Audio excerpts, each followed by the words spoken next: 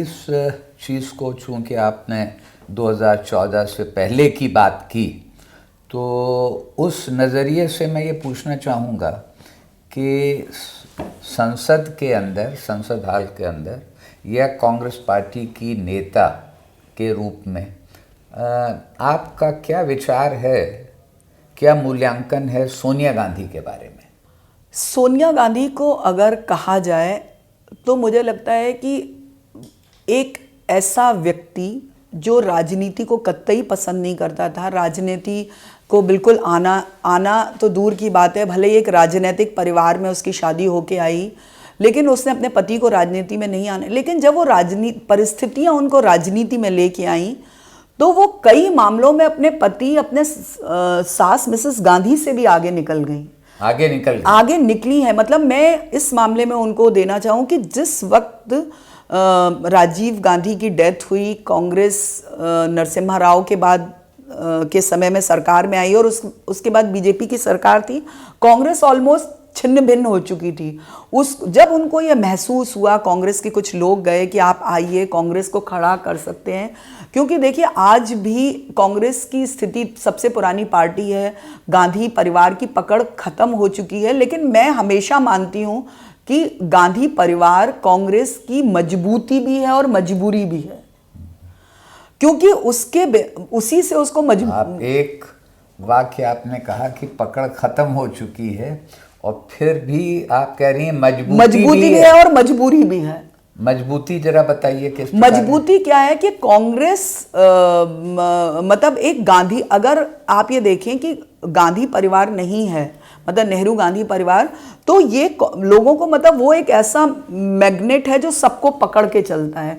वो अगर आप देखिए ना कितनी कोशिश हुई, ये G23 ही था ना, जो ग्रुप 23 था जिसने खुली बगावत कर दी थी गांधी परिवार के खिलाफ, लेकिन अंत में जो लोग थे उनको आना पड़ा। मैं आपको एक बहुत मतलब राजनीतिक रूप से गुलाम नबी आजाद वगैरह को वो नहीं, वो भी बाद में आए, छोड़ा तो उन्होंने बहुत बाद में, तब तक तो वो साथ काम करे। मैं आपको एक बहुत थोड़ा और पीछे ले जाना चाहती हूँ, शरद पवार। ये मुझे याद है कि शरद पवार विदेशी मूल का मुद्दा उठाते हुए ये जब कांग्रेस से अलग हुए थे, तो हमारी जो महिला पत्रकारों की संस्था है उसमें आके इन्होंने आके प्रेस कॉन्फ्रेंस की थी, तो पूरे हम लोग ने इतने तरह से उन्हें घेरने की कोशिश की कि क्या वजह थी, लेकिन वो जो कांग्रेस छोड़ने की बात निकल के आई वो यही थी कि वो एक विदेशी मूल का कोई व्यक्ति हमारे ऊपर कैसे वो हमें कमांड दे सकता है। वही शरद पवार, आप ये देखिए कि उनके साथ यूपीए 2004 में जुड़े, उसके बाद उन्होंने 10 साल की सफलतम सरकार बनाई। थोड़ी बहुत नाराजगी तो चलती रहती है भाई, एक परिवार में भी होती है, और वो आज भी कांग्रेस के साथ जुड़े हुए हैं।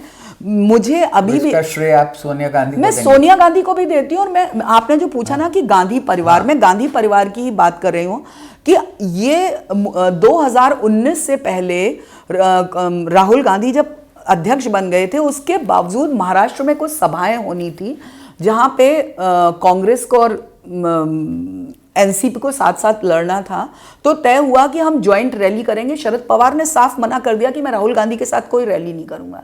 सोनिया आएंगी तो मैं उनके साथ रैली करूंगा, लेकिन राहुल गांधी के साथ मैं कोई रैली नहीं करूंगा। आज वही शरद पवार राहुल गांधी के साथ न सिर्फ खड़े हैं बल्कि उनका पूरी तरह से सपोर्ट कर रहे हैं।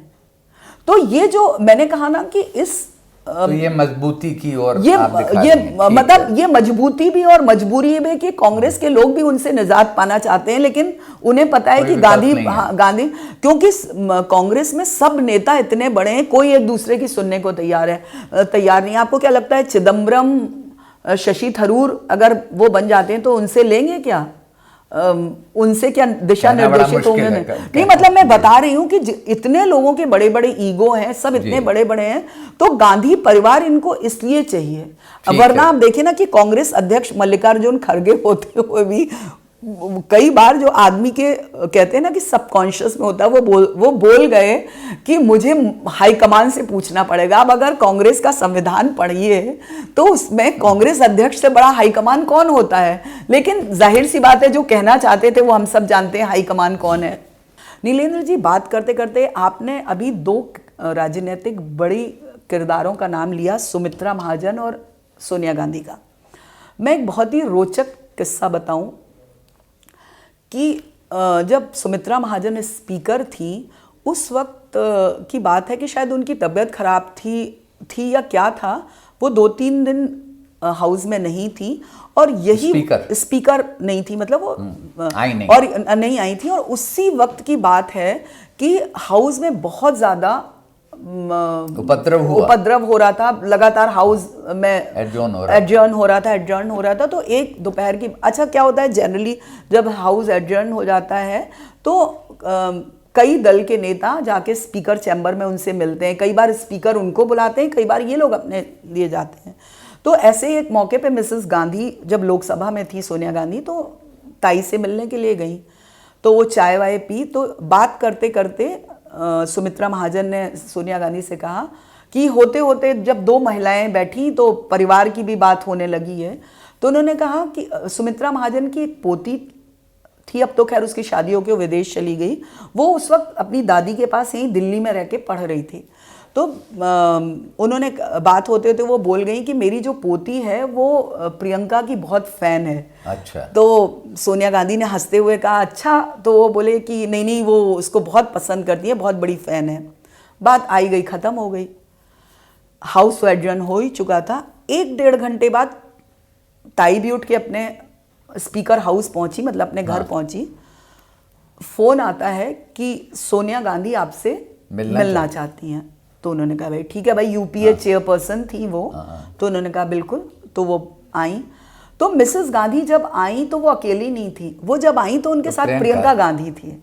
तो ये एक उनका एक ये था कि जो मैंने कहा ना कि मतभेद और मनभेद, तो राजनीतिक रूप में वो मतभेद भले ही हो लेकिन मनभेद नहीं था, इंसानी वो था कि उन्होंने कहा कि अरे स्पीकर की ग्रैंडडॉटर मेरी बेटी की है, तो चलो क्यों नहीं हम मिलने चले जाएं।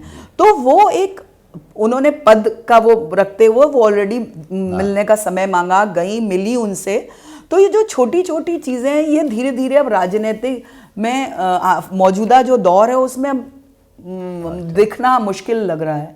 बहुत अच्छा आपने बताया। संक्षिप्त में जानना चाहूँगा, उसकी आप व्याख्या कर सकती हैं, वो आपको पूरी छूट है, कि यदि आपको कांग्रेस पार्टी की एक सबसे बड़ी खूबी और एक सबसे बड़ी कमी बतानी हो तो क्या आपके दिमाग में, जहन में सबसे पहले क्या आता है? पहले खूबी की बात कर लें। कांग्रेस की अगर खूबी कहा जाए तो कांग्रेस का जो सुनहरा इतिहास है वो कांग्रेस की सबसे बड़ी खूबी है, लेकिन वही खूबी आज कांग्रेस की सबसे बड़ी कमजोरी भी बन गई है कि कांग्रेस अपने उस इतिहास से बाहर नहीं, वर्तमान में कोई खूबी नहीं है। वर्तमान में देखिए कांग्रेस के साथ क्या बाय डिफॉल्ट कुछ चीजें हैं जो कांग्रेस ले रही है। इतने 60-65 सालों तक कांग्रेस इस देश की सत्ता में रही है, सब कुछ। आज भी मूल रूप से कांग्रेस का डीएनए काफ़ी हद, मतलब देश में काफ़ी हद तक का जो डीएनए वो कांग्रेस से मिलता जुलता है, क्योंकि कांग्रेस एक में मूल रूप से एक लोकतंत्र रहा है। लेकिन अब वो कांग्रेस भी बदल चुकी है जो जिसमें कभी लोकतंत्र हुआ करता था। हालांकि ये कहा जाता है कि एक डेमोक्रेटिक पार्टी है, तो वो उसके तो बावजूद आपको लगता है कि वहाँ मनमानी या तानाशाही है? मनमानी तानाशाही तो उस तरह से नहीं है, लेकिन जो जैसा एक खुलापन था वो खुलापन अब कांग्रेस में नहीं है, और एक दूसरे तरह की मतलब एक लोकतांत्रिक है, लेकिन वो लोकतांत्रिक अब कांग्रेस के लिए मुसीबत बन रही है। कि क्या होता है, एक अनुशासन सबसे बड़ी चीज है, एक अनुशासन होना चाहिए, लेकिन कांग्रेस में दिक्कत क्या हो रही है कि उसमें लोकतांत्रिक छूट के नाम पे ना अनुशासन का एक जो डर है, सबसे बड़ी बात है वो निकल गया है। वो जो सबसे बड़ी कमी ये है। दूसरी बात है कि कांग्रेस की, मतलब अब आप सोचिए कि इतनी बड़ी पार्टी रही और आपने मुझे सिर्फ एक एक का वो दे दिया है, वो एक एक में संभव नहीं है। कांग्रेस लीडरों की, नायकों की पार्टी हुआ करती थी। आज कांग्रेस के पास दिक्कत ये है कि उसके पास लीडर्स बचे ही नहीं हैं। बहुत अच्छी बात आपने कांग्रेस कही और इसके लिए बातचीत आगे होती रहेगी। आज समय की सीमा के कारण यहाँ पर हम बंद करेंगे, तो खाली मैं आपसे एक पॉइंट की वो सीमा नहीं रखूँगा, बंदिश, उससे आप निकल के विश्लेषण कर सकेंगी। बहुत बहुत धन्यवाद मंजरी जी। और आपने ये सब जो बातें की हमारे दर्शकों को पसंद आएंगी और उन्हें सोचने को मजबूर करेंगी, तारीफ़ होगी और ये सिलसिला आगे भी रहेगा। जी, शुक्रिया। शुक्रिया।